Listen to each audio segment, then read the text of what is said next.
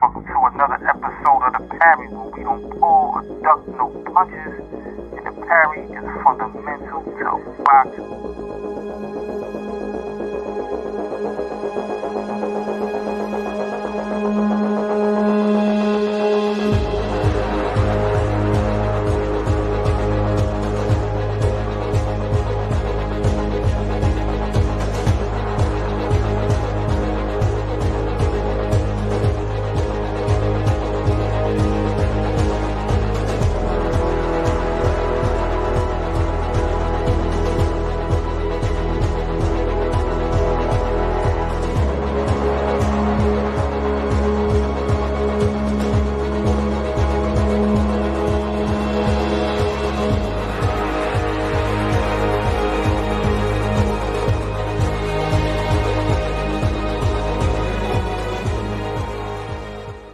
Actually, now we're going to show you how to catch the jab. Actually, in boxing, it's called parrying. Peace. Welcome to another episode of the Parry, where we don't pull or duck no punches, and the parry is fundamental to boxing. You know what it is. I am your host, Bomani UFG. I am the pragmatic Shea Black. And once again, welcome back to another episode of the Parry. Please jab that like button, uppercut that subscribe button. Go ahead and just lead hook that share button. Do a combination at the notification bell and drop the comment on his back pockets in the comment section. You can follow us on Twitter and Instagram at the Parry101. You can follow us on TikTok at at the.parry.101 on TikTok. Follow us on all forms of social media. And once again, go ahead and jab that like button and, you know what I'm saying, uppercut that subscribe button, man. Become part of the fan. Shay Blicky, what's good with you? No, same fight, different round, man. You know. Well, we here. You know, we had a weekend of boxing. We had an interesting Don King return with the Don King card, which was it looked like they filmed that in Kingdom Hall. You know what I mean? Definitely. Like it definitely wasn't on the caliber of what I'm used to seeing from a pay-per-view Don King fight. You know, it's definitely not what I'm used to seeing. It's definitely it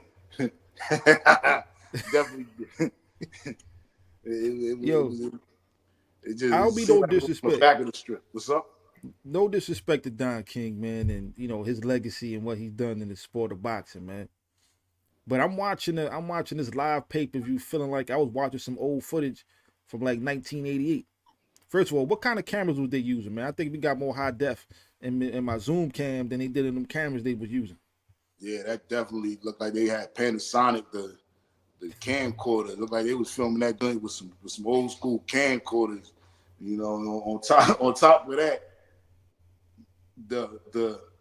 the card, the venue, everything it looked like a Tuesday night fight. You know what I'm saying? It looked like that fight should have been on USA. USA should have revamped their programming and put that on there, because that's the type of fight that looked like. It was Tuesday night fight worthy. Definitely not pay-per-view. Even to be honest with you, to be 100%, even the caliber of the fights, the whole card, that was a USA Tuesday night fight from the main event on down. I feel like I was at the PAL watching some, you know what I'm saying, some local dudes scrap. Oh, I mean, I was watching, it was like two of these dudes, I swear I'm watching, I'm like, I think I went to school with homeboy. Like, these dudes look like they look like people I knew on the block, fam. Like, it's like one of the janitors, like, yo, man, we need somebody to cover this fight card, man. Look, man, throw these trunks on here, grab these gloves real quick. You know what I'm saying? But yeah, that was definitely the caliber of that fight, man. Don King definitely spent a lot of money outside of probably Adrian Broner. I don't even know how much my man Blair Cobbs got paid, but nonetheless, let's get to that. Let's get to that before we get to the main event. Let's get to the, I guess you could call that a main event. Adrian Broner versus Blair Cobbs. You know what I'm saying? At 147. Now I'm gonna say this, man. You know, prior to leading up to the fight, Broner was talking a lot of cash. You know what I mean? He was talking a lot of smack, as he usually does, but he had somebody on the other side, on the opposite side of him, that was talking just as much, man, looking to put on the show. and really hyped the fight.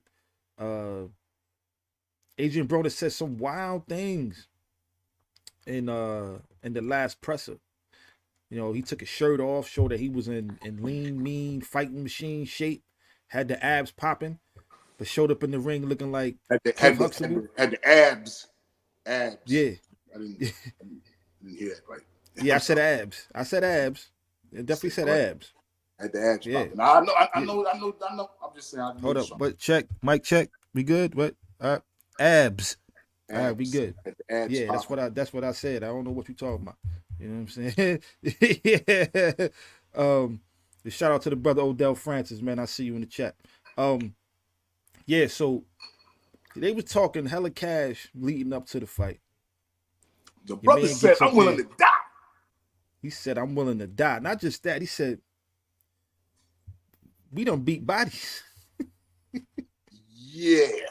He done went somewhere completely else in that press conference. He was talking about beating bodies and he got shooters, and too bad he didn't have none of them in the ring with him. That's the unfortunate part. You know what I mean? He said we move birds.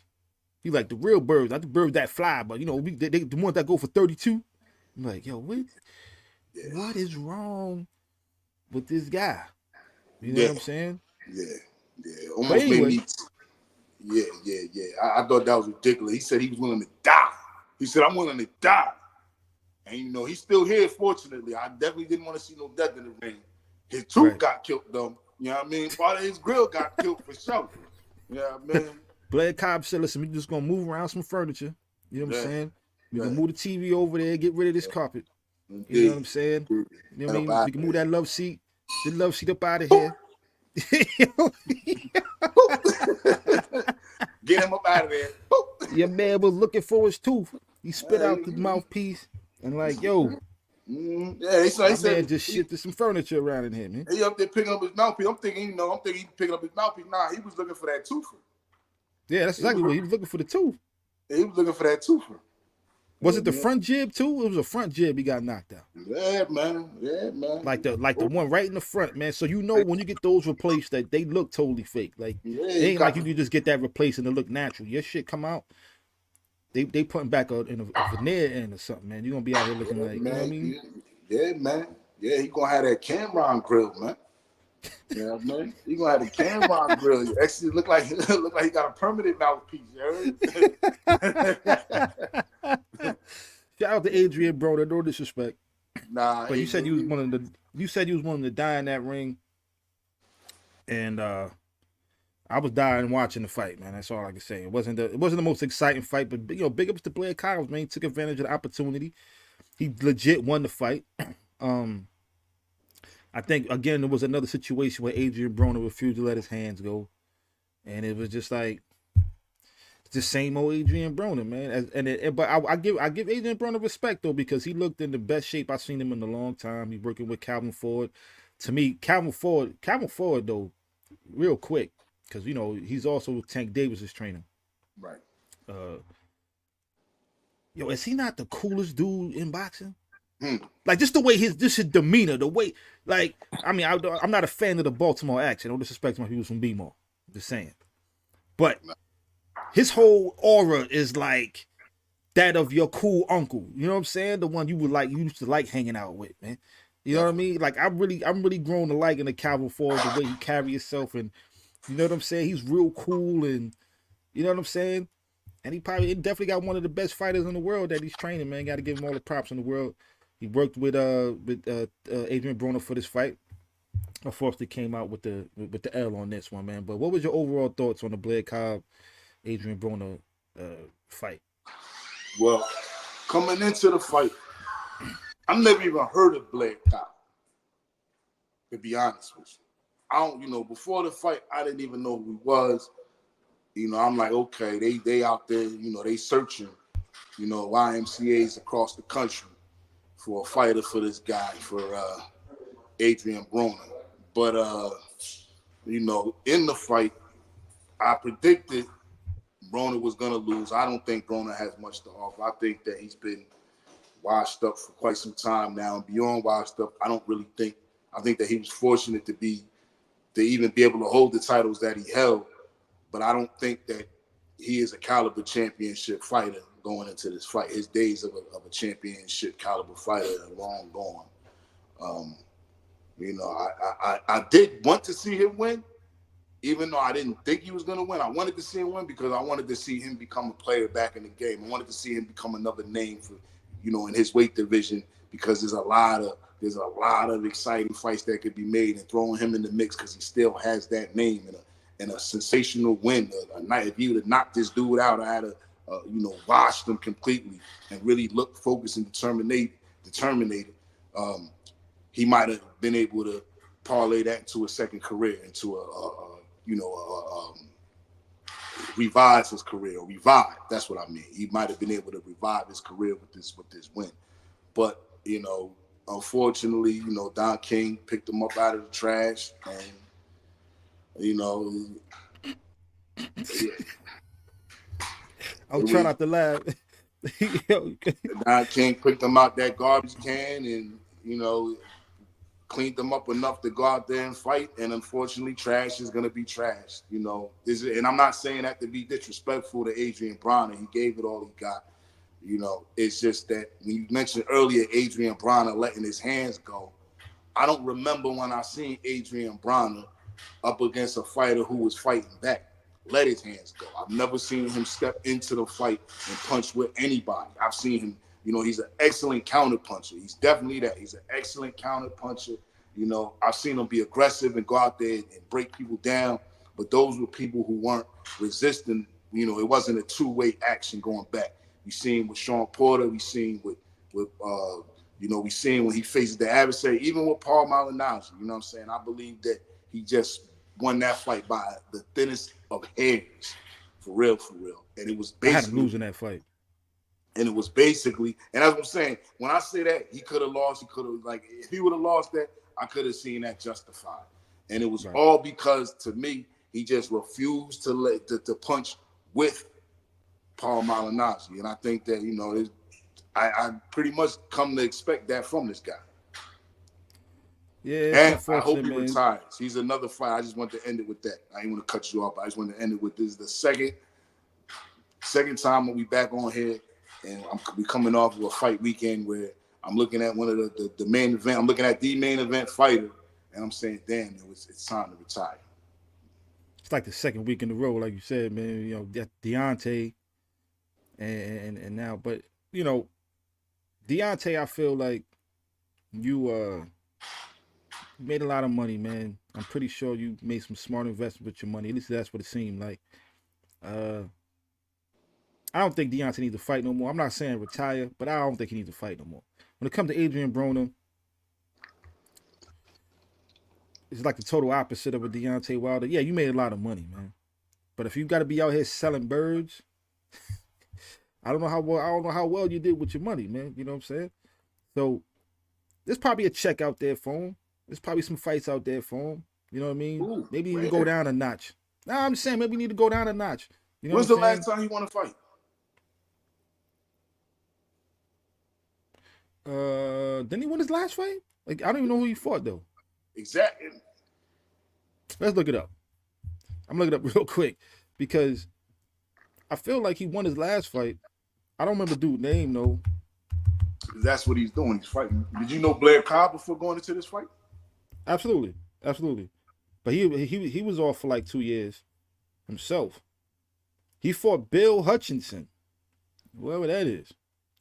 Beat him by unanimous decision. Before that, he fought Giovanni Santiago, beat him by decision. So he had his last fight was last year, June last year, like almost like a year to the day.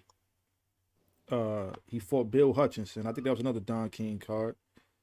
And then he fought before that. He fought in 2021, February of 2021, against Giovanni Santiago, whoever that is. And he won by unanimous decision. And then his fight before that was at January 19th, 2019, against Manny Pac-Man Pacquiao. Well, we all know he lost by unanimous decision. So, I mean, his last, let me see, 1, 2, 3, 4, 5, 6 fights. I remember the fight against Adrian Granados. That was a good fight. Won by split decision. That was a good fight. He fought Mikey Garcia, which he lost by unanimous decision. Then he fought Jesse Vargas, which was a draw, majority draw. Lost to Manny Pacquiao. He beat 2 no-name dudes, and then he got beat up by Blair Cobbs. Who is, to be honest with you, let's be honest, Blair Cobbs he's like a C-level fighter. He's entertaining, he's not that skilled. Like a C-level fighter. I can say that now. He's still like early in his Mike career. Tyson losing to Danny McBride. You know what I'm saying? Well, that's good, but you can't compare Adrian Broner to Mike Tyson. Let's be clear. No, I'm not. What I mean is, I'm saying you have, I'm just talking about the level of the fighter that beat him. That's all. I get you. I can't disagree with that, man. But shout out Adrian Broner. Shout out Don King, only in America. But let's put some more money into the production. That's all I'm saying. They had my man that was on the blackjack table doing the interviews, man. It was like, yo, come here real quick. Like, exactly. Ask my man at the roulette table was over there doing commentary, man. Like, it was crazy. Like, I was like, where do you find these guys at, man? You know what I'm saying? He definitely he didn't dig too deep in them pockets to pay these dudes. You know what I'm saying? Like, you take a little $1,200, you know what I mean, split it amongst the 3 of y'all and make something happen. I mean, was there really money? Like, was there really money to spread around for this fight, though? You pay the fighters, you pay the sanction. Well, I don't even know who sanctioned it. So you pay the fighter, you pay the site fee, for the venue, and then who was buying this fight? The WBC made up a belt for this fight. Blair Cobbs is not a WBC People's Champ. And when I say made up a belt, they didn't even give him a belt. They didn't even make a belt to be like, here. They just told him, yeah, you the WBC People's Champion. That's insane. That's how cheap. That's how cheap this card was. Yo, this is crazy. That's a first in boxing. That goes to show you the relationship between Don King and Jose Suleiman. Rest in peace to Jose Suleiman. That was a complete testament to the relationship between Don King and former WBC president Jose Suleiman. Jose Suleiman's name was in the ring. Did you see that? Did you peep that? Yeah. His name was in the ring, man. So, shout out to Blair Cobbs, the People's Champ. You know what I'm saying? For doing what you needed to do. Got the dub. Adrian Broner. It's a check out there for you somewhere. Maybe you can fight the next cab driver. You know what I'm saying? Or whatever, man. It's a check out there for him, man. I don't want to say he shouldn't fight again, because I don't think he's shot in the sense of like his faculties ain't working. You know what I mean? I think he can still fight. He's just not on the like for me, I think Deontay Wilder needs to chill, because I don't know if all his faculties is together. You know what I'm saying? I'm not saying like he's, well, I'm concerned. But you're saying that his reflexes ain't what they used to be. You're saying that he's not, his timing is off now. I'm more concerned about his well-being and his health moving forward, depending on who he's fighting, than I am Adrian Broner. You know what I'm saying? I just think Adrian Broner is just not, he hasn't been dedicated to the sport in that way for some time. And you can't just come off the bench and fight. Well, he come off the bench. He came off the bench to fight other people who were sitting next to him on the bench. Like he didn't come off the bench to fight no starter. He came off the bench to fight upper third string. Like this, I get exactly what you're saying, because I seen what you've seen as far as his actual faculties. He didn't seem, shy. He didn't seem like he couldn't protect himself. He didn't seem like his timing. He just seemed like the fighter that he really is. To me, he seemed like a fighter that hasn't been dedicated to the sport for some time. And you came off the bench, you fought a dude who, for other reasons, he hasn't been in the ring, but at the same time, he's dedicated to the sport. One thing I say about Blair Cobbs, I never seen him out of shape. He's always in shape. So you talking about a guy who stayed training, who stayed in some form of shape, ready, and you, in between fights, you drinking, partying, selling birds, and catching bodies. And then you want to come back to the sport. Right. You know what I'm saying? So all I'm saying is, if you're going to be that type of fighter, there's a check for you. You could fight at the PAL, you know what I'm saying, YMCA dudes, and make a quick little, Something to put in your pocket. Maybe go buy another bird. But you ain't making that kind of money you was making when you was fighting Manny Pacquiao or Mikey Garcia and then these other dudes. You ain't making that kind of money no more. No. There's a check for you, man. Go ahead and just be able to take care of your family and hopefully you won't, you know what I'm saying, end up like a fighter that's punch drunk, man. I just don't think he's dedicated to the sport like that. I think if Adrian Broner came in as a fighter who was consistently dedicated, first of all, he wouldn't be fighting a Blair Cobbs. He wouldn't be. We know this. Based off his name alone, he'd have been fighting. He would have fighting a way bigger name. You know what I'm saying? Just off his name cachet alone, he would have got a big fight. But you're not ready for that level of competition, win or lose. Even in the loss, you can take a loss and still look somewhat good. You know what I'm saying? You didn't look good against a fighter who you shouldn't have looked bad against. Like, no disrespect to Blair Cobbs, but you should not have looked. Your tooth, come on, man. Your tooth went flying out your mouth, dog. The problem, the main problem I have with what you're saying, is that he doesn't have the muscle memory of a champion. You understand what I'm saying? He doesn't have the muscle memory of a champion, so I don't think he'll ever be ready to step back into that league again. Because when he originally stepped into that league, he lost. Let's look at his first loss. His first loss was to, oh man, I'm seeing his face, Maidana, yeah. Marcos Maidana was his first loss, right? Tough fighter, you know, championship caliber fighter, but he wasn't elite. He wasn't special. He was just good. He was just a rumble tumble good fighter, right above Germany level. Right. He loses to Sean Porter. Sean Porter, another fighter that I really would rank him in the same category as, Sean Porter. I will rank him around the same category as a Maidana. Just a little bit. He was just a little bit better. Thank y'all for coming out. God bless. Good night. Now, wait a minute.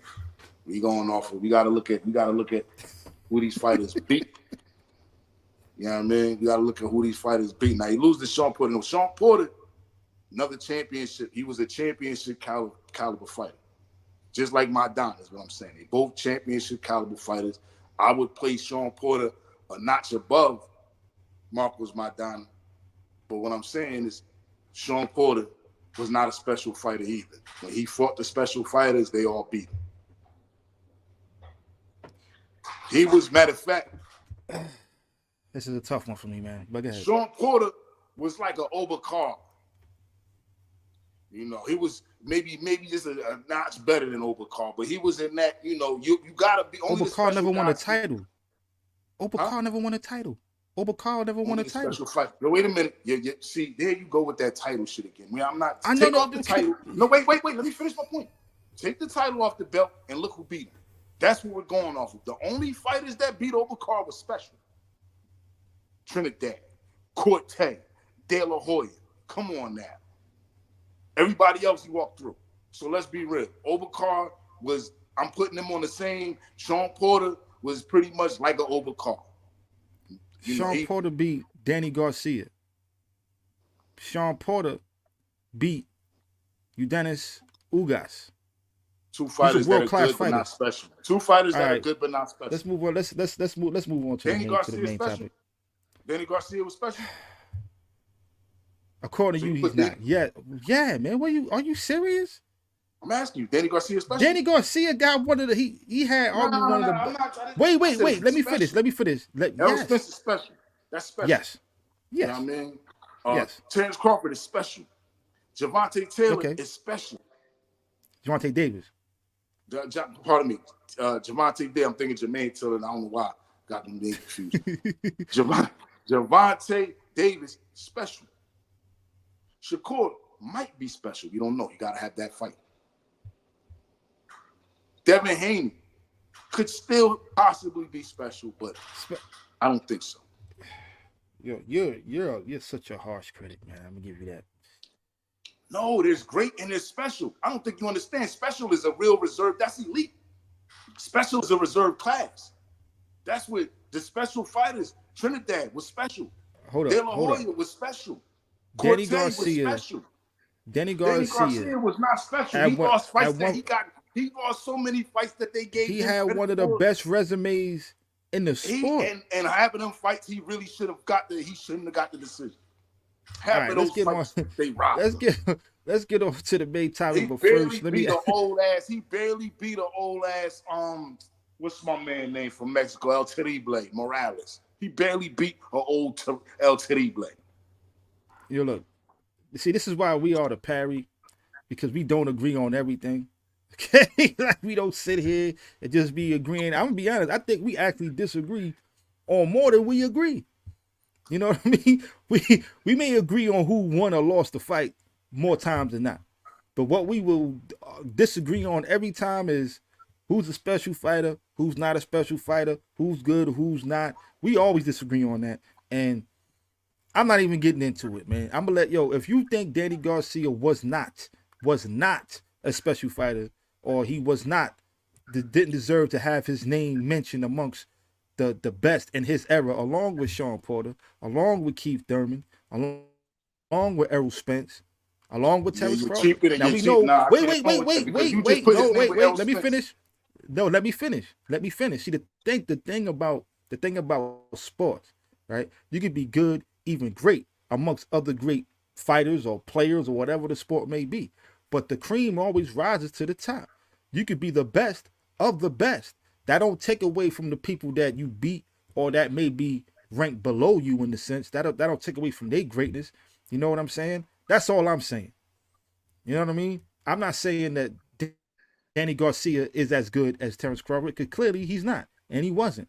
But what I'm saying is he was great, and he was a special fighter to achieve what he is. But again, I'm talking to somebody who title don't mean nothing. So anyway, we're going to keep it moving. I didn't say titles don't mean nothing. I just don't put the same stock in titles that you put in these titles. Like, I don't have the same. I don't look at it like, oh wow, he's a champion, so that means he's the best. You know? No, what I I'm didn't. saying? I like, no, don't. That's not what I'm saying like either. That's not what I'm saying either. Who you beat to become champion? You said what? To me, it's about one, who you beat to become champion, or who you defended your titles against to remain champion. You know what I'm saying? How long were you a champion, and what you had to endure to become champion. That means something to me. You know what I'm saying? That means something to me. That means something to me. And watching Garcia fight, to put Garcia, special as a category, right? I can't place Garcia in the same category as Errol Spence. I can't place Garcia in the same category as Terrence Crawford. These fighters actually are in the same category of a Sugar Ray Leonard. These fighters are in the same category of a Floyd Mayweather. These fighters are in the same category of a Marvin Hagler. That's special. That's an elite class. I can't dampen or cheapen what special means by now throwing a Garcia, a Danny Garcia in that class. Was he a great fighter? Absolutely. He had a stellar career. He was a great fighter. Was he a special fighter? No. Losing to Manny Pacquiao, that was a special fighter. Barrera, that was a special fighter. These fighters were special. I can't put certain people in that same class. Bernard Hopkins was special. I can't put them in the same. They don't belong in the same room. If they do, there's a certain corner that those fighters are in. Everybody else might be in the same room in that greatness, but there's a certain corner that special belongs in. That's why it's called special, because they are the creme de la creme.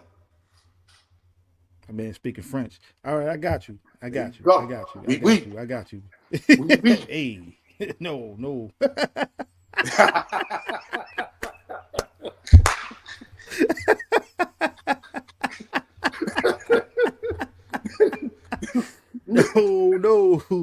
Yo, once again, jab that like button, uppercut the subscribe button, go ahead and lead hook that share button, drop the combination on a notification bell, and put the comments on his back pockets. Drop his ass right in the comments section, man. Let us know that you're rocking with us. You know what I'm saying? Once again on the Parry. But this is what we here for, man. This is what we are here for. Tank Davis versus Frank Martin. Fight review. This is what it is. This is what it is. This fight card is looking amazing to me, and we're going to talk about it. Absolutely. Before we even get to the main event, let's talk about who's in this card. I know there was some moving around. It was supposed to Demetrius Andrade was supposed to fight David Morrell. I think that fight got pushed. There was another fight. I think Edwin De Los Santos was supposed to rematch Jose Venezuela. That fight got pushed. So on this fight card, we have the co-main. No, I'm not gonna get to the co-main yet. Let's get to the. Let me get this out of here. We got Carlos Adames. This is why y'all gotta keep this door shut. All these damn flies in here. Carlos Adames versus Terrell Goucher. Terrell Goucher is 24-3 with one draw. I remember, didn't Terrell Goucher fight one of the child? No, I'm bugging. He fought Erickson Lubin. Right. His most notable fights and wins. He fought Erislandy Lara, who he lost to. He fought Austin Trout to a draw. He lost to Erickson Lubin. Seemed like all the big fights he lost. He lost to Tim Tszyu. But now he's up against, I think his best win. What was his best win over here? Man, he lost all the big fights. So I'm just going to say it like that. But now he's fighting Carlos Adames. Like I said, Terrell Goucher. I think he's an Olympian, if I'm not mistaken. I think he fought in the Olympics. Terrell Goucher, 24-3, 12 knockouts, one draw. He fought Carlos Adames. Carlos Adames, the Dominican.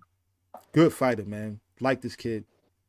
I believe they fighting for the interim. Let me see. They fighting for the WBC World Middleweight belt. Okay. Oh, that's right, because my man moved up. Benavidez. Yeah, so Carlos Adames, he knocked out J-Rock, Julian Williams. You know what I'm saying? J-Rock, shout out to J-Rock. He was one of my favorite fighters, actually, on the come-up. He knocked him out. He fought Juan Montiel. He knocked him out. And probably his next big win after that, or before that, was Sergey Derevyanchenko, who he beat by majority decision. Who Derevyanchenko is also one of the guys I highly rate, but always losing the big fights, but I think he's a good fighter. Not special, but good. Also we got Gary Antoine Russell. You know what I'm saying? This is like Gary Russell the 15th. One of these, they all named Gary Russell with different middle names, but Gary Antoine Russell, 140 pounder, highly rated and up and coming contender. Everybody's trying to get him to fight some of the top guys in the division. He's fighting against Alberto Puello. Never heard of this guy, if I'm being honest. But some notable. Oh, wait a minute. Here's a familiar name. The same dude that Adrian Broner fought, Giovanni Santiago. Santiago, yeah, he fought Santiago. He fought Victor Postol. He knocked out Victor Postol. Wasn't the same Victor Postol that we knew, but at the same time, still a name. He fought Rances Barthelemy, another good fighter, knocked him out. And now he's fighting Alberto Puello for the interim WBC interim super lightweight, world super lightweight title. That should be a goodie. Now we to the co-main. We got, man, this is my guy. Anybody that listens to the show know this is one of my favorite fighters in the world. The Monster Bandera Roja. My man, David Benavidez, is fighting up against Alexander Gvozdyk. Pause. Anyway, something about that name. It just sounds crazy to me. Alexander Gvozdyk, David Benavidez, as we know, he done beat the Earth, Wind, and Fire out of Demetrius Andrade, Caleb Plant, David Lemieux. He fought, let me see, who else we got? Anthony Durrell, J. Leon Love, Ronald Gavril twice. He beat my man Porky Medina, Dennis Douglin. Like, I mean, the dude got names on his resume, man. To me, he's top 5, pound for pound, best fighters in the world on my list. Definitely one of my favorite fighters. Probably my top 2, 3 favorite fighter in the world. Need that Canelo fight, but I don't think that fight his legacy is leaning on him fighting Canelo. I just think this guy can really make a name for himself and eventually become the best fighter in the world once my man Terrence Crawford retires. He's fighting. Oh, David Benavidez's record. Oh, did I say Gary Russell's record? Might have forgot that. But David Benavidez's record is 28-0 with 24 knockouts. He's fighting Alexander Gvozdyk, who is 20-1 16 KOs. He's been knocked out once. Some notable names on his list. Of course, you know, he was knocked out by Arthur Beterbiev. He knocked out Adonis Stevenson. Of course, wasn't the same Adonis Stevenson that we grew up knowing and loving. He fought Isaac Chalemba. And that's about it. But Alexander Gvozdyk is known to be a good puncher, good fighter. But I don't think he stands a chance in hell against one of the best fighters in the world, David Benavidez. So now we to the main event. We got Gervonta Tank Davis versus Frank Martin. Frank the Ghost Martin. Tank Davis being 29-0, 27 knockouts. Of course, you know, he beat Ryan Garcia, knocked him out. Hector Luis Garcia, who moved up in weight to fight him, knocked him out. He knocked out Rolly Romero. Isaac Cruz, who he beat by a unanimous decision with one hand. He knocked out Mario Barrios, who's the bigger man, who really is a 154-pounder if you really want to look at it. Leo Santa Cruz knocked him out. Yorokas Gamboa knocked him out. Who else we got here? Jose Patraza, when he was a champion to win his first title, knocked him out in 7 rounds. I mean, this kid is the real deal. Definitely probably one of the, if not the face of the sport. He's up there. Or definitely going to be the future face of the sport if he keep doing what he's doing. And his opponent, Frank the Ghost Martin, 18-0, 12 KOs.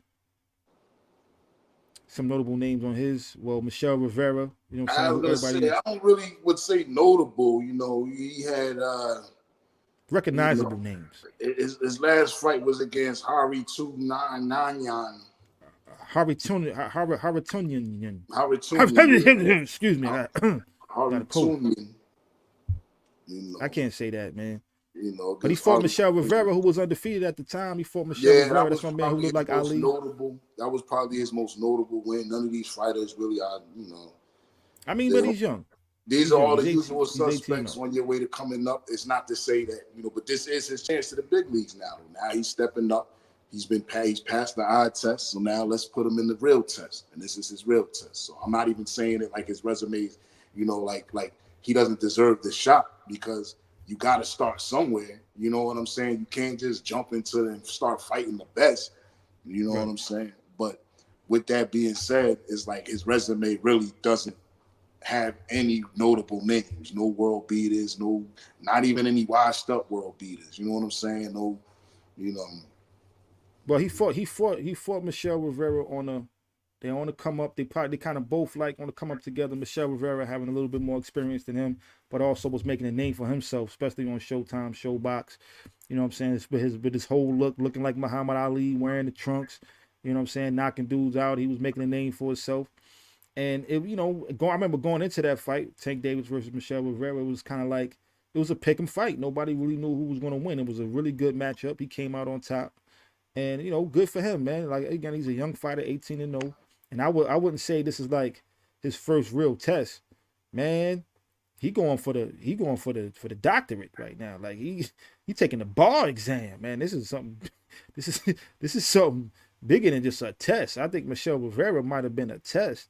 This is you like how you said, you going out the frying pan into the fire. Yeah. They threw his ass right into the fire. Now I remember they was talking about him versus Shakur last year. And that fight never materialized. They said that he ducked him or he outpriced himself or whatever the situation was. I think because he knew he had the Tank Davis fight, you know what I'm saying, up ahead of him. So he decided to just save his time to fight the best in the world, get the fight that everybody's chasing in the division. This is a good fight, man. It's a good undercard as well, man. I guess we could start with the undercard. Carlos Adames versus Terrell Goucher. What you think of this fight, man? Which fight was that? Adames Goucher. I think that Adonis should win this fight, but it's what division are these guys? It's just Middleweight. Middleweight. I meant to say light Middleweight. middle. I definitely know that Goucher moved up. He fought at 154. Now he's fighting at 160. Goucher also was a fighter that, he lost every big fight, man. Just being real with you, Carlos Adames is a guy. He's a hard puncher. He's putting guys on the canvas. 23-1, 18 knockouts. Dominican. You know what I mean? I expect him to win. Not that there's been too many great Dominican fighters over the years, but I do expect him to win this fight, relatively easy, to be honest with you. I don't expect it too tough for him, but, this is boxing, so anything can happen. A lot of fights, I didn't expect. I did. I ain't gonna lie. I did kind of see Heaney get knocked out a little bit. I ain't gonna lie. I did kind of see that one. Anyway, go ahead. Adames Goucher. I think, of course, I think I got Adames winning this fight. I don't think it's going to be easy. Goucher is definitely game. He's just been on on the losing end of a lot of his biggest fights. But I think he's a good fighter. Defense, he's definitely a test. Definitely somebody you're just not going to walk through. Like I said, I believe he's a former Olympian. Real good fighter, solid fighter. We're not even going to discuss the Gary Antoine Russell versus Alberto Puello. My man, all his fights aside from like his last 3 or 4 fights, last 3 fights, every other fight has been in Dominican Republic. They clearly flying this guy up here to catch an ass whooping. So, but he is 22-0 with 10 knockouts. I mean, 22-10. He's probably not that much of a puncher. I anticipate Gary Antoine Russell to kind of walk through this guy. We could just go ahead and skip that one. I think we both won't have a hard time agreeing on that one. But we could talk about the co-main. Now, David Benavidez versus Alexander Gvozdyk. I'll let you go. I think that Benavidez is possibly special. I believe that he's possibly a special fighter. And I think that this is a fight that if he wants to really keep showing and proving why he is the best Mexican fighter currently fighting right now, he needs to be spectacular. He doesn't need to go in there and struggle with this guy. He needs to be who he is. And I like Benavidez. I think that he's a good fighter. He's exciting to watch. I even liked his brother, to be honest with you. You know what I'm saying? He just wasn't him. But I think that he's exciting to watch, and I think that he has a lot to prove. I just hope that he's not looking past this guy, and I hope that he's not taking him lightly. I hope that he's looking at him as any other opponent that he looks at. And of course, we all want to see this road lead to him and Canelo. I don't think that will be the case, though. Canelo seems to just have, I don't know what to call it, you know what I mean? But he got, I don't want to fight fever right now. I don't want to fight nobody who can, you know what I mean? Like, I gave him credit for stepping up to fight Bivol when he did, but it's like, okay, now, you lost, and now what? You just gonna part, like, I don't know. He's getting paid too much money to duck too many fighters to me. And I think that at this point, he's looking like a quack. He's looking like he's been quacking a lot. So he's looking like a duck for that. But Benavidez, going back to this fight, I think that the key for this guy to beat Benavidez would really be, I don't know. I wouldn't even. I don't even know, because to me, Benavidez, like, after watching his last fight, he's in the zone right now. So I don't see him being beaten right now.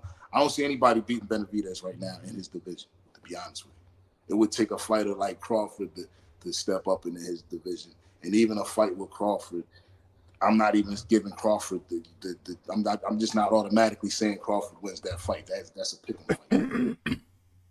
I think Alexander Gvozdyk is a good fighter. They call him the nail. The nail.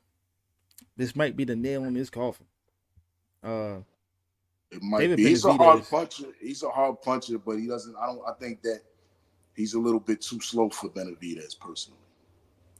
David Benavidez with his hand speed, his power, and he's just relentless with his pressure. If you can't make him back up, I don't think you can do anything with this guy. Alexander Gvozdyk, I'm sorry, you know what I mean? This the nail in your coffin, man. I think David Benavidez is gonna completely dog walk this guy and be the excuse me, be the next dominant fighter at 168, man. Yeah, I don't think this guy has a chance in hell. He's coming there for to be a highlight. He's gonna make it a highlight reel. I believe he's gonna get knocked out, and David Benavidez is gonna be victorious once again on his way to becoming the unified champion at 168, maybe even undisputed one day. But if he end up Canelo, the Canelo fight is probably not going to happen.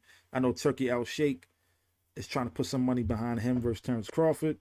And honestly, like you mentioned, if a David Benavidez versus Terrence Crawford fight wouldn't even appeal to me, because honestly, I feel like Terrence Crawford got a way better shot against Canelo than he does against David Benavidez. And it's not because I think that David Benavidez is so much of a better fighter than him per se. I just think he's too big. I just think with his hand speed and the pressure, you may be pushing the limits right there. Canelo, I think he could dance around and possibly maybe even hurt, because Terrence Crawford do got some power, but David Benavidez he's the Mexican monster, like Mike Tyson says, man. This guy is just something different. So it'll be a real tall task for Terrence Crawford to do something with David Benavidez at 168. He comes from a good boxing family. He comes from a good boxing family, solid boxing family. Like the Mayweathers or like the Garcias. They just a solid family of boxers. Right. Yeah, I can't see him doing nothing with that. But yeah, I got David Benavidez by dog walking, by back alley mugging. You know what I'm saying, over Alexander Gvozdyk. And now we can get to the main event. Let's look at the tail of the tape. Gervonta Davis, Frank Martin. Gervonta being 29 years old. Frank Martin is also 29. But let's go down to Gervonta Davis' side. He's 29 fights, 29 wins, no losses, 27 knockouts. Jesus. 29 wins with 27 knockouts, man. It's only two times. And one of them was against Isaac Cruz, and that was because he hurt his hand in the fight, and he probably would have stopped him. But if it wasn't for him fighting him the whole fight, majority of the fight with one hand. We definitely 5'5". Rematch of that definitely is called for, I believe. But go ahead. 5'5.5". He's from Baltimore. Trainer Calvin Ford. Birthplace Baltimore. World title fights 12. Frank Martin, also 29. 18 fights, 18 wins, no losses, 12 knockouts. He's 5'8", so he got a 2.5 inch height advantage. He's from Indianapolis. Well, he lives in Indianapolis. His trainer is Derrick James, born in Detroit. The fighters from the D be gritty. But this is his first world title fight. Man, talk to me. Tank Davis, Frank Martin, what you think?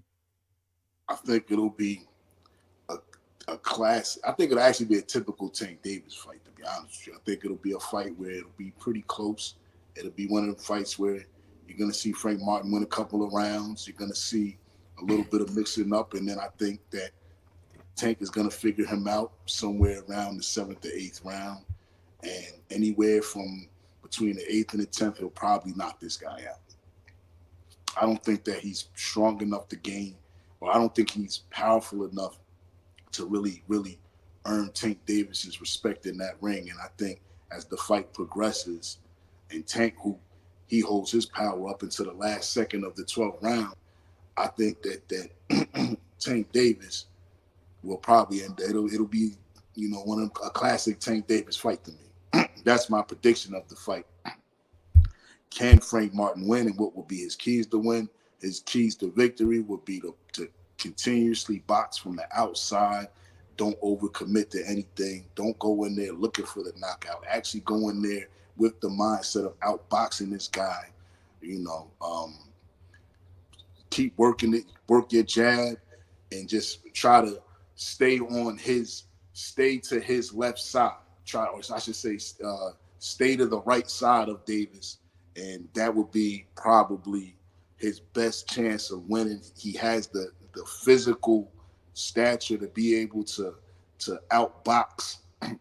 He has the physical stature and the ability, along with the boxing skills, to be able to outbox Tank Davis if he can keep Tank Davis from getting inside, staying on the outside. And like I said, you know, he moves to Davis's right side, trying to stay on the outside of that left hand, he might have a chance. But Tank Davis' high IQ is so freaking high that it's like he adjusts and he sees what you're doing. He knows how to make you overcommit. He knows how to create the openings. This is gonna be I think this is gonna be an exciting fight while it lasts. I expect it to be a very entertaining fight. I still can't see Tank Davis losing right now. I think Tank Davis probably has the highest boxing IQ in boxing right now. We can argue we can argue Crawford. We can even argue Benavidez. But I do believe that from what I've seen, Tank Davis has the absolute highest boxing IQ right now in boxing. I wouldn't put his IQ over Terrence Crawford's. I wouldn't put like his I said, IQ. I can see that. That's the only person that I could see. Is someone saying it's possible. I wouldn't even put his ring IQ over somebody like Canelo. But what I will say about Tank Davis is that I don't think there's nobody better in the sport at setting traps. No, I don't think there's anybody in the sport as better at setting you up for a shot and actually landing that shot and putting you out. I think also he showed that many times. My bad, I didn't mean to cut you off. Go ahead, continue. We've seen him set up Leo Santa Cruz with that uppercut. We've seen him set up Raleigh Romero with the left hand that put him out. Like we seen him do it. We seen him set up Ryan Garcia. Like we seen him do it time and time again, where he lulls you into a space to where he wants you, and he puts your ass out. It's not just because this is correct and this is part of his IQ, but it's not just that. It's also he has the ability to read you. He has the ability to read you and check and see your patterns. You cannot fight him with any type of pattern. Even for Frank Martin, is when I said his keys to victory. He still has to use a lot of feints, and he has to be able to switch his tactics. He can't continue to do the same thing over and over again because it will not work with a fighter like Tank Davis. Like I said, to me, he has the greatest IQ. Only person I would put in front of him is Crawford. I definitely wouldn't put Canelo's IQ. I definitely wouldn't put Canelo's IQ in front of Tank Davis personally. But I think that because nobody has the ability to do what you just said, like Tank Davis. Nobody has the ability to create those openings like Tank Davis. Nobody has the ability to make you, extend yourself, overreach yourself, or see something that's not there, and then, block, or to make you feel like you're having success with something only to be finding out that he's just reading the right time for the perfect counter. And I think that right there, I don't see no other fighter, with the exception of Crawford, with that type of IQ, personally. So that's what I feel about that. Me, I'm not ready to put a prediction in. I believe Tank is going to win the fight, even though I put some money on this fight, and I bet the other way only because it was 2-1 odds. Somebody was like, "No, for your one, I'll give you 2 if this guy wins." So I couldn't. I felt like he has enough of a shot that I can risk a 2-1 odd. You know what I'm saying? Now, but with that being said, I still think Tank Davis is going to win this fight. How? I don't know. More than likely a knockout based off his history, right? But when I look at a fighter like Frank Martin, I'm like, he has all of the attributes, I think, of a fighter that can give somebody like Tank Davis some problems. But here's the problem. He hasn't been in the ring with anybody of that caliber. Now, he looked bad against lesser fighters. Now, some fighters fight to the level of their competition at times, right? So when I look at his attributes, his speed, he got some decent power. He's a southpaw as well. I like his footwork. I think his defense could be a little sharper, but I like how he moves his feet. I feel like he got the attributes to give. I ain't say beat. I said give Tank some problems. I agree. How he prepares for this fight and how well he uses his attributes in this fight will ultimately, to me, determine how he win or loses this fight. Could Tank outbox him? I believe Tank can outbox him. I think Tank could win on points if he wanted to. But we know Tank usually comes in, he's trying to take your head off. And we talking about a fighter that's coming off a 2-year layoff, coming out of doing a short little prison bid, coming out of a lot of controversy, and is looking to get back to old form and reclaim his spot in the sport as the top guy. So he's looking to make a statement. So I don't see him coming in there and looking to outbox this guy and win on points. He's coming to knock Frank Martin out. That's what he's coming to do. It's been a lot. But Frank Martin, though, all I'm saying, I'm not gonna say he's gonna lose on points or by knockout. At this point, I'm not ready to make a decision. I'll make that decision when we do our show closer to the fight. But I'm gonna say I still got Tank winning. How he wins, how he wants. Ultimately, the way he wants to win is how he's gonna win. I'm giving Frank Martin a shot. I think he has a fighter's chance to go in there and maybe do something special that night. But it's all about what Frank Martin shows up. Yo, did we freeze? No, you did. Yeah. We both did. No, I'm looking on YouTube. We froze. Oh, we both froze? Yeah, we both frozen. I don't got a stupid look on my face, do I? You looking at me like, what the hell's wrong with this dude's face? That's how you looking at me right now. Okay, now you're not froze. I see you on YouTube. You're not froze, but I'm still frozen. I'm gonna back out for a second and I'm gonna come back. Okay, real quick, while you're gone, we're gonna pause for the calls, and I just want to congratulate. This was the International Boxing Hall of Fame weekend, so I just want to congratulate all the inductees to the Hall of Fame. We had, as non-participants, we had Jackie Callan, who is most notably known. She was instrumental in the career of James Toney, his former manager. In fact, they have a movie about her with what's that girl? I can't even Meg Ryan. They had the movie. I think that's her name, with Meg Ryan and Omar Epps, Jackie Callan, also Fred Sternberg was inducted as well, non-participants. And we had Eric Morales, congratulations. El Terrible, mentioned him earlier.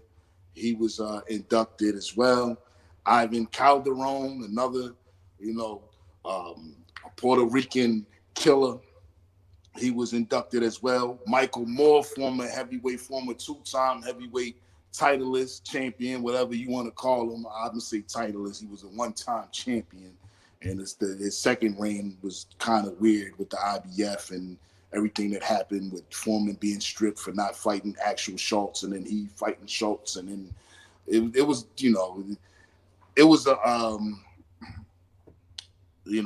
a mess. But all respect to Michael Moore, though, and congratulations, Michael Moore, for your induction into the International Boxing Hall of Fame up there in Canastota, New York.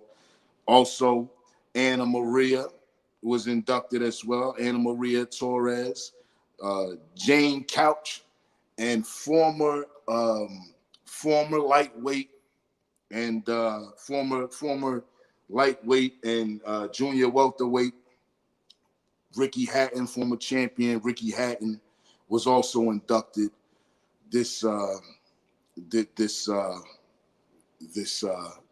International Boxing Hall of Fame weekend.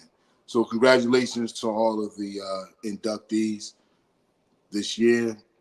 Hope to be up there next year to catch the next round of inductees. After 5 years of retirement, this was a pretty decent class right here. Michael Moore, Eric Morales and Ricky Hatton really being the standout names to me. I was glad to see Michael Moore, who had a very close, tough win against Evander Holyfield, one of the greatest heavyweight champions of all time, back in, I believe, 94 when he won the title. So congratulations to Michael Moore. Congratulations to Eric Morales, Jackie Callan, Fred Sternberg, Jane Couch, and Anna Marie Torres. Nah, absolutely, man. But yeah, man, pardon me for the technical difficulties. You know what I'm saying? The host with the most is back. But yeah, man. Back to the Tank Davis Frank Martin thing. I think Frank Martin gotta fight his chance. I don't think he's gonna win, but I kind of hope he do so I can win some money. But I think he got a shot. I think he has a shot, and I think that he has the attributes and tools to actually pull it off. I just don't think that extra thing, that other thing. I think Tank has that other thing, and I think that is going to be really what counts in this Frank fight. Frank Martin lacks the experience, but he definitely got the trainer in his corner that could possibly put the game plan together and make it happen. Now, I've been watching the press and watching their little press run and all of that, and I don't believe that these fighters, I believe that, behind the scenes, these fighters don't really have any bad blood for each other. Tank is being in tank mode, he's in fight mode. I'm pretty sure these guys are actually probably friends behind the scene. They have a lot of, they're running in a lot of the same circles. But with that said, though, I do believe that Tank Davis has been getting under Frank Martin's skin during these press conferences, and I don't want to see Frank Martin come into the ring trying to prove something except for how good of a boxer he is. I don't want to see him go in there and think that he can try to muscle this guy or knock this guy out, because I do believe that that's part of Tank Davis's plan of trying to get him to come to him and bring the fight to him. Nah, indeed. But I'm definitely looking forward to that. I will be purchasing the pay-per-view June 15th. I believe the date is next Saturday, June 15th. I don't think we're going to be able to do a live fight show. I can't wait till we start doing the fight shows again, man. The live fight chats, fight parties. It's been a minute. They're coming back. We'll be back with those. But we definitely will be doing a fight review after the fight, reviewing the whole card again. But yeah, man, I think it's not hard to say that we kind of agree Tank is going to win this fight. I just don't know how he's going to win. But I think Frank Martin, like I said, got a shot. But we almost out of time. Well, real quick, on the Parry. Go ahead, brother. Real quick, then I want to congratulate Inoue, Naya. Was it Naya? How you say his name? Noya. Not Inoue. My man Inoue. He's definitely not in the way, but Inoue. I want to congratulate Inoue. He received the Sugar Ray Robinson Award. He was voted as the fighter of the year in New York City by the by the New York State Athletic Commission. It hasn't fought in New York, but okay. Well, congratulations. Well, you don't have to, though. If you remember, New York used to be New York State Athletic Commission. You had to, they had to respect you to be the champion at one time. If they didn't respect you, your title was suspect. It was under investigation. For Athletic Commission to acknowledge you as the fighter of the year, I do feel like you should at least have had a fight on this soil. Now, I'm not saying he's not worthy in what he has done, especially his last fight. That was exciting, man. I'm just saying. It's not that I don't think he accomplished enough. I stand corrected. I have to correct myself. It was not the New York State Athletic Commission. It was in New York. It was the Boxing Writers of America Association. So I stand corrected. Even worse. Sorry. Now I get it. No, I know. Oh, man. Why? Because he's not fighting in America? He hasn't had any fights over here. But it's the Boxing Writers Association of America. I get it. But this is a worldwide thing, though. This is worldwide, though. They can't just say because you ain't fought in America. They're honoring who they think is the fighter of the year. Now, we only 6 months into the year, so I don't know if they talk about he could have been the fighter of last year, maybe the fighter of last year. Like, that's a little bit strange, but 6 months into the year, we at the midway point, and you're honoring fighter of the year. I think that is a bit odd right there. But I mean, come on, man, because he ain't fought in the States. This is a worldwide. This is world boxing, man. Boxing is a world sport, D. I think his accomplishments, what he's accomplished, he's worthy of fighter of the year. I mean, last year, maybe. I don't know which year. This year, we like you said, we're only 6 months into the year. I think he's worthy of those type of accolades. However, I just feel like the Boxing Writers Association of America, you know, the dude never fought in America. That's all I'm saying. Like, I just find it's ironic. Is that can I use that word? Ironic. I give you that. I'm gonna go with you on that. Also, though, I want to congratulate. Just moving on, unless you have something else on that topic of. Nah. Go ahead. You good? Also moving on. Congratulations to Oscar Collazo defending his WBA title against Gerardo Zapata. You know. Oh yeah, I missed that one. I got to go back and check that one. That was a good one. That was on the zone, I think. Yeah, it was on the zone. You know, Golden Boy card. You know, Zapata, great. You know, did his thing, but he just wasn't enough. Collazo, who now moves up to 10-0 with 7 knockouts, it was a unanimous decision. So I just want to congratulate Oscar Collazo on his victory, retaining the minimum. What's that? 108 pounds or some shit like that. What's minimum weight? It was like, just be alive, man. Sure. What is minimum? What is minimum? What is 108 pounds look like on a grown man? Like, damn. Just make the needle move. Just make the needle move on the scale. That's the minimum weight. You know. Also, you know, congratulations to Callum Wash, who obliterated Carlos Ortiz in 2 rounds this Friday night in another action-packed fight. You know what I mean? Like, you know, Walsh, who is ranked number 10 in the WBC, number 11 in the IBF, the super middleweight. This was a super welterweight clash. So I just want to congratulate Wash and, you know, Ortiz. You know, it was a wash. Walsh washed him. I got to go back and check out that DAZN card for sure, man. I missed it last night. I got to go back and check that. I'm gonna do that tonight for sure. It was definitely a good card, and you know. What else you got? You know, the quote. We got the quote. She popped up in England. She was in the UK last night to discuss her path on the MMA as she is preparing to make her pro debut in the PFL. You know, he called it. She fought in the PFL already. Huh? She fought in the PFL already. Did she? Yeah. Well, it says that she was talking about. I know that other man. Why I can't think of this girl's name, man? I think they already done fought Savannah Marshall. I think it's Savannah Marshall. Oh, Jonice. She's fighting Jonice on July 27th at Little Caesar Arena in Detroit, hometown. She gets she got a hometown fight in Detroit. I think Savannah Marshall, I think that's who it is fighting in the PFL now. And they already done fought, if I'm not mistaken. Yes, you know what? You're right. She was talking about yes. She was actually there to watch Savannah Marshall. See, listen, and this is why my name is Bomani Ring Magazine Mayasa. This is why I am who I am.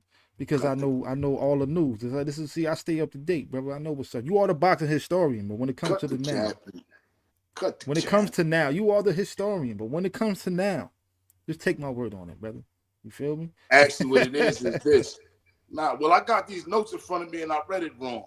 What it is that Marshall is making her debut and that she was there to talk about possibly facing Marshall in the cage. In the MMA. In the MMA. So, you know, that's interesting. I'm, you know, watching the GOAT in her two-sport combat thing. I'm a fan of sis. You know, just don't go in there thinking you're going to fight some men. Just, you know, don't go in there thinking you're going to beat up on some guys in the ring. You know what I'm saying? And Golden Boy responds to Ryan Garcia, King Ryan Garcia, who claims that he does not get paid. I mean, matter of fact, there's even allegations that neither Devin Haney or got paid. De La Hoya says, get it in blood. Yeah, man. Yeah, a little bit of coke money ain't hurt nobody. Yeah, We know what De La Hoya did with that money, man. De La Hoya, you know, he made a statement, and here was his statement about the allegations of him not paying Ryan Garcia and Devin Haney not being paid for the April 20th fight. As we've always done with all our fighters, Golden Boy paid Ryan and Devin exactly what they are owed under their contracts. As with all pay-per-view events, revenue comes in over time, and additional payments will be made when more money is received. If they aren't aware of this fact, we would hope that their managers are, or perhaps Ryan and Devin should pay more attention to their contracts than their social media feeds. And this was a statement made from Golden Boy Promotions. I don't know if it was exactly directly from Oscar or his publicist, but this is the direct statement from. No, that was an Oscar De La Hoya's. I think it was on his Instagram. But yeah, man, listen, man. If I was Ryan Garcia, man, look, or let's go to Oscar. Listen, if anything happens to the buy money, pobrecito. My boss is gonna stick your head up your asses faster than a rabbit gets. Look. Also, heavyweight undefeated Herrick Ruiz. He advances his record to 5-0 with 4 KOs after scoring a 6-round knockout against Brandon Carmick, dropping him in round 1 and 2 before finishing him in the 6th, which was definitely. And then also unbeaten light heavyweight Atif Lloyd Petty Calvo Overton scored a 6-round TKO against Henry Cruz. Remaining undefeated, Henry Cruz's record now drops to 8-5 with 4 KOs as Overton's record advances to 11-0 with 9 knockouts. And that was 8-5. You said what? Your man record drops to 8-5. Yeah, that's a pretty rugged start. Yeah, and on that note, we're running out of time, brother. Like we got 8-5. That's the guy he lost. That's the winner. I know. No, I said, look. I know. No, I get that. It's like, but these are the type of fighters you fight on your way up. He's a fighter on his way up. We had Zanander Zayas, who he advances his record to 19-0 this week after scoring the unanimous decision against. Now Xander's the truth. Teixeira. Xander's the truth. Xander's the truth. Xander is definitely somebody to keep your eye on. He just, they had to fight over there in Madison Square Garden for the new, like a part of the Puerto Rican Day Parade type celebration. Yeah. It was part of that. So they had that. Xander's the truth. That was a top ranked card, I believe, no? It was a top rank. I didn't put it in the notes, so I'm not even sure, but I believe it was actually top ranked. A lot of boxes going on this weekend. It was a lot, but we fresh out of time. Yeah. Tank Davis, Frank Martin. Tank Davis should win. Benavidez going dog walk. My man Broner got his furniture moved around. You know what I'm saying? Got the shout out to Broner, who said he was willing to die. I'm willing to die. Shooters on deck. Now, man, they needed to protect that tooth because his tooth got killed. R.I.P. to Adrian Broner's tooth. R.I.P. to Adrian Broner's tooth. You know what I'm saying?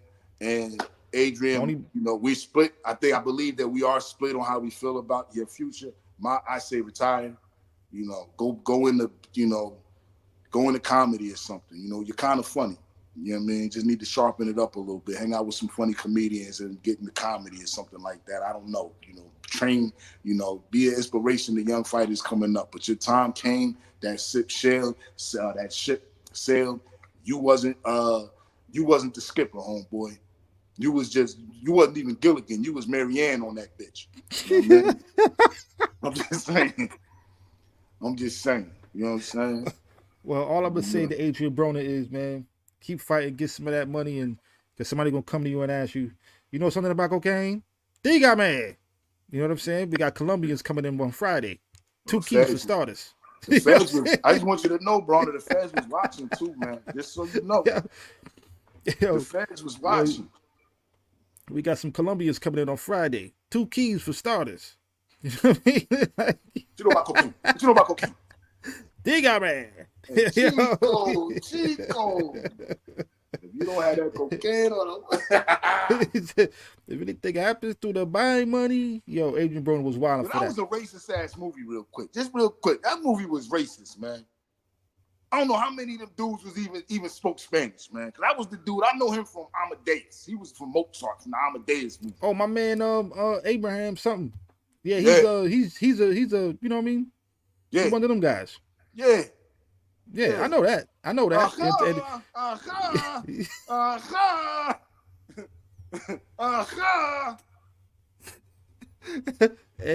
know, of course, we know Tony Montana was really Italian. Only real Cuban in there was Manny. Yeah, and he don't. But of course, the like background, you know, come on, Angel Fernandez, nothing like that. Angel Fernandez and Chichi, they was all Spanish. You know what I'm saying? Chichi get the yayo was Spanish for sure. He was Spanish. He was definitely he was from South America somewhere. He had that whole my man Angel Fernandez. I got the chainsaw to him. He was Spanish. You know what I'm saying? The ones that got moped and you know the help. Frank. Yeah, the help was Spanish. Frank. That's my man Logia. What's his name? That my man. Yeah, he definitely. He I think he wanted them too. I think he wanted Afghans. I remember him Over the Top. He was the villain in Over the Top, man.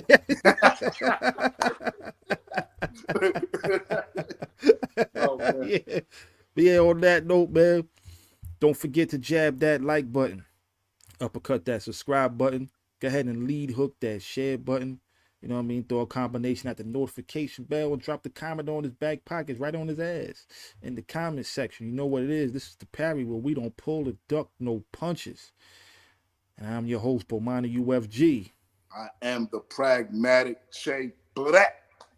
And you already know what it is. Thanks everybody for joining us. Till next time, we up out of here. Actually, now we're going to show you how to catch the jab. Actually, in boxing, it's called parrying.